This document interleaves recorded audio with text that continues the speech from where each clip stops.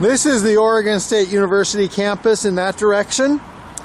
And this is Monroe, which is the northern border of campus. And I'm just going to walk along this road and see what's here. So this is right outside of the college campus, and dealing with some stereotypes, but college students like to eat, as I've shown on other campuses.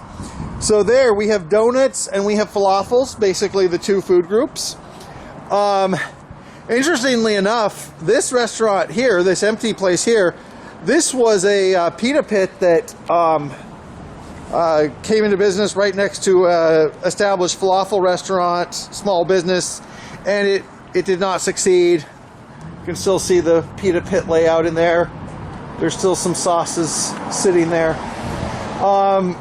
Anyway, so certain things like 7-Eleven, yes, we do have chain businesses, chain restaurants along here, but there will also be some interesting small businesses.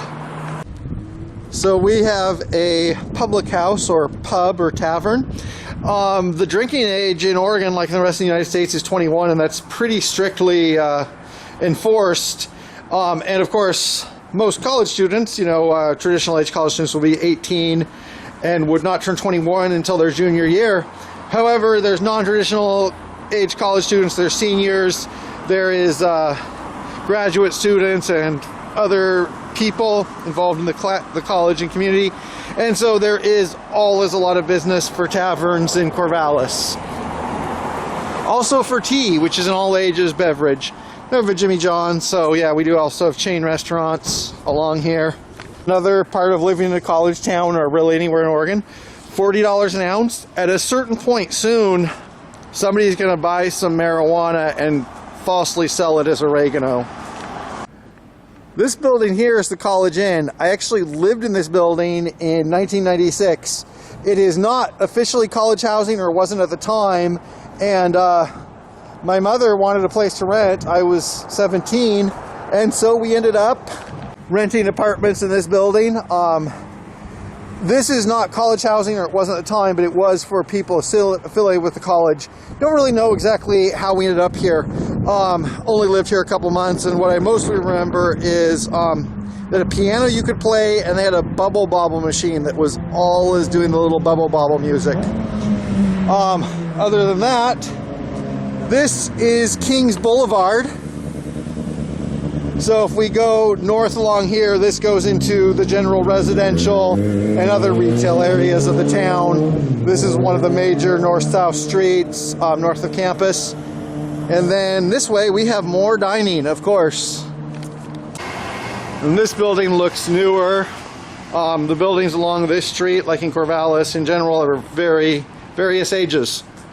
There's a Qdoba, another chain business. There's McMenamins, that has a large number of restaurants all across Oregon and maybe in the rest of the Pacific Northwest. I know there's a couple in Washington. And they are a brewery, but they also offer food, so it's kind of like an all-ages tavern experience. I don't actually know what extreme yogurt is. Yogurt you eat while snowboarding. It has Tabasco sauce in it. Seriously, I'm sure it's a great yogurt place. We have food, we have yogurt. College students like to eat a lot, and we are still right next to campus. Incidentally, right now, I believe it is spring break, so during term, of course, there would be a lot more people here. So today I can walk down the street and film and not be invading anybody's privacy, or not too many people's. And Jersey Mike's, another sub-store. And then, after just a couple of blocks, look at where we are here. We're back in residential, or at least residential-looking buildings. So all of that was about 6 blocks. So here we have another pub and grill. And we have outdoor dining. So this is something that came about, really, a lot of it became about because of the pandemic. But also, Oregon, outdoorsy people. So like the entire dining al fresco is also just something people have naturally taken to, and was there before the pandemic, but it has increased.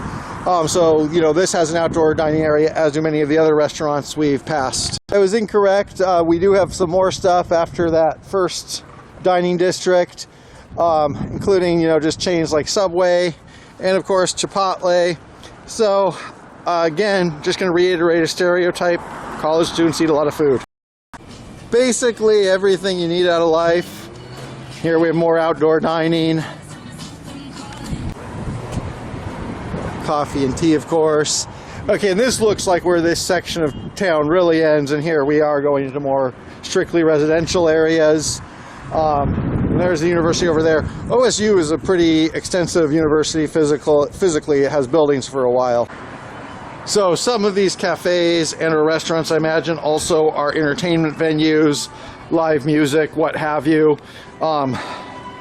Music in the cafes at night, revolution in the air. So that's what goes on in Corvallis.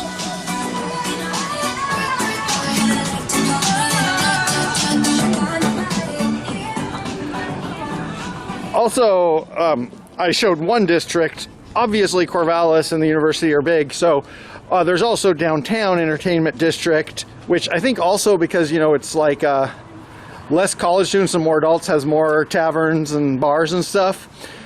So just these couple blocks aren't the entire Corvallis social scene, but they are, I think, where like students nip over for a bite between classes. It is also just a little bit warmer and sunnier today. It was sprinkling, but now we have blue skies. So if it wasn't spring break, this area would probably be crowded on a nice day where it's starting to warm up. Another point about the dining options is that there's a lot of international foods, and partly that is just because a lot of international cuisines are popular everywhere. But also, obviously, the university faculty and students come from East Asia, South Asia, West Asia. So all of those cuisines are represented here because those communities are present in the town. I've returned to the end of this dining area, dining district such as it is.